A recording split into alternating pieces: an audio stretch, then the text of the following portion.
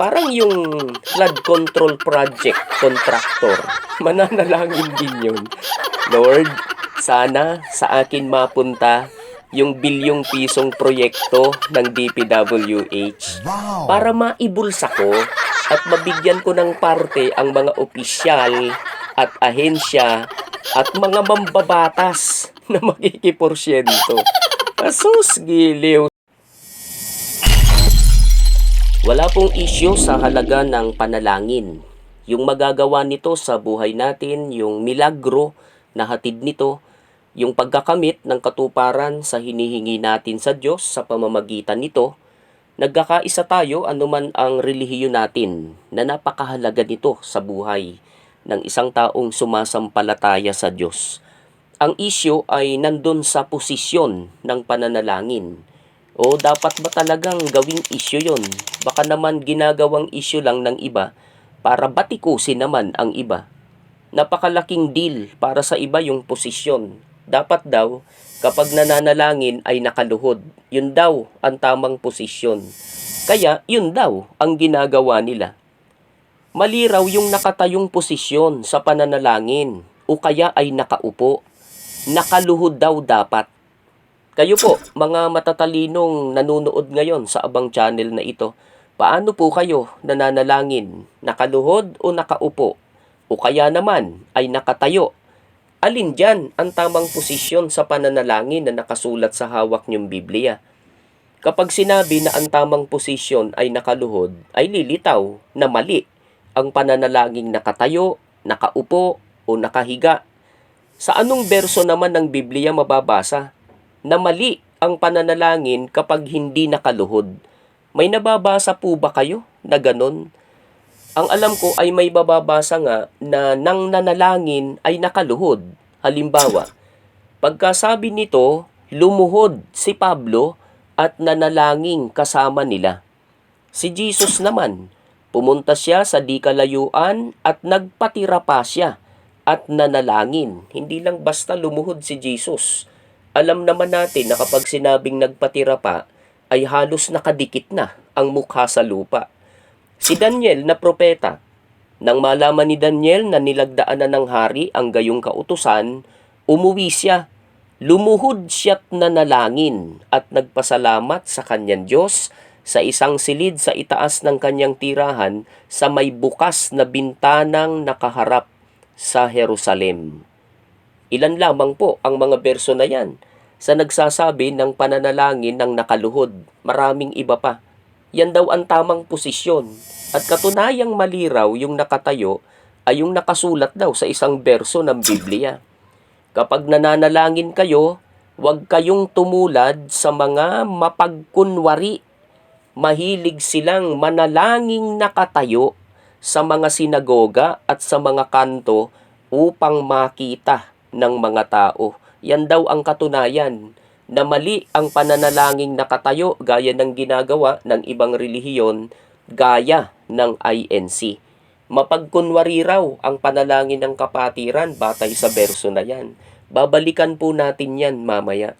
Ang tanong, mali nga ba ang pananalangin nakatayo? Hindi po, sa diretsahang sagot. Katunayan, may mga pangyayari din ba sa Biblia na may mga nanalangin ng nakatayo? Ano sa palagay po ninyo? Ano po ang nauunawaan ninyo sa sinasabi mismo ni Jesus sa berso na ito? Kapag kayo'y tumayo upang manalangin, patawarin muna ninyo ang nagkasala sa inyo upang ang inyong mga kasalanan ay patawarin din ng inyong Ama na nasa langit. Napansin niyo po ba? Kapag kayo'y tumayo upang manalangin. Hindi naman sinabi ni Jesus na kapag kayo'y tumayo upang manalangin ay mali yun. Wala pong ganung nakasulat eh. Eto pa, may dalawang lalaking pumasok sa templo upang manalangin. Ang isa ay Pariseo at ang isa ay maniningil ng buwis. Samantala, ang maniningil ng buwis na may nakatayo sa malayo at di man lamang makatingin sa langit. Dinadagukan niya ang kanyang dibdib at sinasabi, "O Diyos, mahabag po kayo sa akin na isang makasalanan. Sinasabi ko sa inyo, ang lalaking ito'y umuwing matwid sa harapan ng Diyos at hindi ang Pariseo, sapagkat ang sino mang nagmamataas ay ibababa at ang nagpapakababa ay itataas. Pansinin po ninyo yung huling bahagi. Sinasabi ko sa inyo, ang lalaking ito'y umuwing matwid sa harapan ng Diyos at hindi ang Pariseo. Kung mali na manalangin nakatayo, ay bakit tinanggap na matwid sa harapan ng Diyos ang maniningil ng buwis? Ano talaga kuya? May mga berso na nakaluhod ang nananalangin at may mga berso rin na nakatayo. Ano po ang konklusyon na dapat nating maintindihan?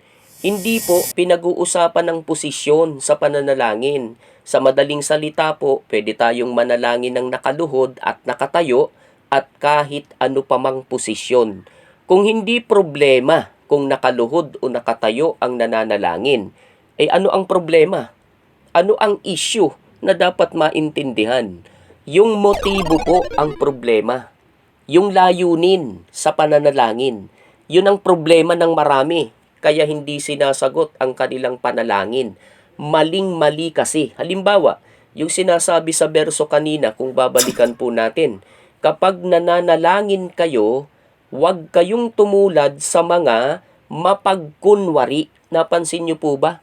Hindi yung posisyon ang problema kundi yung layunin sa pananalangin.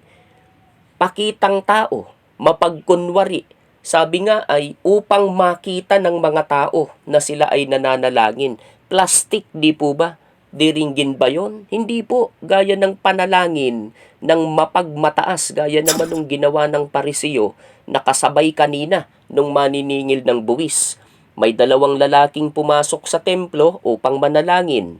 Ang isa ay Pariseo at ang isa ay maniningil ng buwis. Tumayo ang Pariseo at nanalangin ng ganito, O Diyos, nagpapasalamat ako sa iyo sapagkat hindi ako katulad ng iba na mga magnanakaw, mandaraya, mangangalunya o kaya'y katulad ng maniningil ng buwis na ito. 2 beses akong nag-aayuno sa isang linggo at nagbibigay rin ako ng 10 bahagi mula sa lahat ng aking kinikita. Ayan, alam niyo na ang nangyari. Rejected yung mama. Ulit, hindi dahil sa posisyon, kundi dahil sa layunin. Parang yung flood control project contractor. Mananalangin din yun. Lord, sana sa akin mapunta yung bilyong pisong proyekto ng DPWH para maibulsa ko at mabigyan ko ng parte ang mga opisyal at ahensya at mga mambabatas na makikiporsyento. Asus, giliw, sa palagay nyo ba ay diringgin ng Diyos ang ganitong mga tao? Yung prayer nila? Siyempre hindi. Lumuhod man yun, magpatira pa man yun, tumayo o anumang posisyon sa pananalangin ng gawin nun, katunayang hindi diringgin. Pinapakinggan ni Yahweh ang daing ng matwid, ngunit ang panawagan ng masama ay hindi dinirinig. Baka nga pati si Satanas ay magalit sa ganyang tao. Bakit po?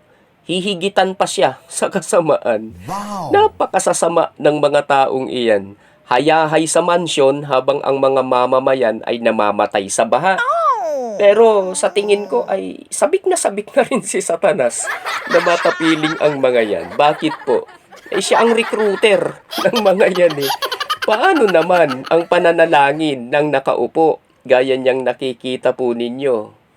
Hindi rin mali yan as long as matwid naman ang iyong layunin sa paglapit sa Diyos. Yung nakahiga habang nananalangin, masama po ba yon? Hindi rin. May nananalangin nga ba ng nakahiga? Ano sa palagay nyo? Isang halimbawa, yung may sakit na hindi makabangon, nananalangin yon ng nakahiga. Bawal po ba? Walang nakalagay sa Bible na bawal yon. Yung isang magulang na talaga namang tigib na ng dusa ang puso, na hindi na magawang bumangon at lumuhod o umupo at tumayo man lamang, hindi ba't habang nakahiga siya ay kinakausap niya ang Diyos? Minsan ay salihim pa para hindi malaman ng mga katabi niya na nananalangin siya. Masama po ba yon? Kawalan po ba ng respeto yon sa Diyos? Para sa akin po ay hindi Ang mahalaga ay tao sa puso ang panalangin mo. Ganito lang naman yan, mga kababayan. Kung kaya mo at gusto mong lumuhod, di manalangin kang nakaluhod. Kaya mo naman at higit na mainam para sa sitwasyon mo ang nakatayo, manalangin ka ng nakatayo. Mas mainam para sa sitwasyon mo na umupo habang nananalangin, di gawin mo. Hindi kaya ng katawan mo, gustuhin mo man na lumuhod, tumayo o umupo, di manalangin kang nakahiga. Alam po ng Diyos ang mga sitwasyon natin. Alam ng Diyos ang mga layunin natin. Alam din ng Diyos kung siya ba talaga ang tinatawagan natin o baka naman iba. Nakaluhod nga tayo, pero baka hindi tunay na Diyos ang niluluhuran natin. Baka yung ayaw na ayaw niya ang tinatawagan natin. Baka mga patay na tao ang kinakausap natin. Naku po, malaking kasalanan. Yun ang maling-mali. Bakit naman daw sa INC ay nakapikit habang nananalangin? Sus Maria Josep, binatikos kanina yung pagtayo, ngayon naman ay pagpikit. Common sense lang yan, mga kababayan. Ang pananalangin, kagaya po ng alam ninyo, ay pakikipag-usap sa Diyos. Dadamahin mo ang kanyang presensya, ang kanyang kapangyarihan, ang Holy Spirit, di po ba? Kaya magko-concentrate ka sa pananalangin. Bawat salitang bibitiwan mo o nang nananalangin ay nanamnamin mo, kaya sasagot ka ng may pagsang-ayon gaya ng amen. Di ba't higit mong magagawa yan kung nakapikit ang iyong mga mata? Hindi mo yan magagawa kung ano-ano ang nakikita mo sa paligid dahil nakadilat ang mga mata mo. Parang ganito lang po yan eh. Paano kung habang nagpipray ka, ay nakita mo ang pinagkakautangan mo at kumakaway pa sa'yo? Kinikindatan ka pa. Sige nga, makakapag-concentrate ka pa ba? O kaya naman, bigla mong nakita ang logo ng DPWH. Di ba't mawawasak ang konsentrasyon mo? Baka imbis na nananalangin ka pa ay nagtutungayaw ka na kasi nakita mo ang salot sa buhay mo. Pasintabi po sa mga matitinong empleyado ng DPWH. Marami pa rin po sila dyan. Nahaluan lang talaga ng mga swapang na buwaya, ganid at mga pangit na impakto. O kaya naman, nakita mo ang isang congressman o ang isang senador na nakangisi kasi kausap niya yung mga pinili niya na kontrahista ng flood control project. Magiging maayos pa kaya ang pananalangin mo? Isip-isipin mo. Kaya ipikit mo yung mga mata mo at walang gagambala sa'yo. Minsan nga, nakapikit ka na't lahat, di ka pa makapag-concentrate. Di lalo na't nakadilat ka. Yan ang isasagot sa inyo ng kapatiran. Bakit sila nakapikit habang nananalangin? Kung gusto ninyong i-confirm, puntahan nyo sila sa kapilya nila. At sila ang tanungin ninyo, taga saan po ba kayo? Saan ba kayo nakatira? Baka taga Karkar City dyan sa Cebu kayo.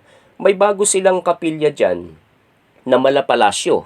Pwede kayong makisamba sa kapatiran dyan. Baka naman taga Banggid, Abra kayo. May bago ring kapilya ang INC dyan. Malapalasyo rin. Desente rin, gaya ng iba pa nila. Yung mga taga Santa Ana, Cagayan naman, bago rin ang INC Chapel dyan. Pwede nyong bisitahin. Yung mga taga dyan naman sa Bolinao, sa Pangasinan, may bago at malaki ring kapilya dyan na pwede nyong puntahan. Di kayo maliligaw. Kung taga Rizal naman kayo, ay may bago ring kapilya dyan sa Darangan. Malaki rin, tabing highway. Pwede kayong mag-inquire at maging saan-saang lugar man kayo. I-confirm po ninyo itong tinatapik natin. Pwede rin ninyong tanungin si Pascualito Modina Sr. na bumabati sa lokal ng Kalubian, distrito ng Ormoc City, Leyte, Philippines. Maging si Francisco Ordenesa ng lokal ng Sentro Lagtang, distrito ng Cebu City, Cebu. Si Ernesto Roman Cabiles ng distrito ng Rizal East. Si Sara Ocomen, ganun din sa lokal ng Wan Chai, dyan sa Hong Kong. Si Sheila Sebastian, hi din sa'yo, happy viewing sa'yo. Si Daniel Labitag na nagpapa-shoutout sa sambahayan ni kapatid na David Esperanzate sa North. Si Jocelyn Ruiz na bumabati sa lahat mula sa lokal ng Shatin, dyan pa rin sa Hong Kong. Si Wendell Fuertes dyan sa lokal ng Balintawak, distrito ng Kamanava. Salamat bossing sa iyong suporta sa aking channel. Maging ang pamilya Anday dyan sa lokal ng F. Manalo, dyan sa San Juan City, lalo na si Felma Lai. Ipaliliwanag nila sa inyo na bahagi ng kaayusang nasa Biblia ang paraan ng iglesia sa pananalangin. Sa susunod naman ay papasadahan po natin kung lahat ba ng nananalangin ay may karapatang manalangin at tatanggapin. Abang-abang lang po. Salamat po mga kababayan at sana po ay patuloy po nating ipanalangin ang bansa po natin na nakikita naman natin ang sitwasyon. Sana po ay manatili ang kapayapaan at ang katarungan para ang pamumuhay po natin kahit mahirap lamang ay maging maayos at maligaya. At meron din na lead Sara, no? Actually kaya nakahiwalay itong grupo na ito dahil iba't iba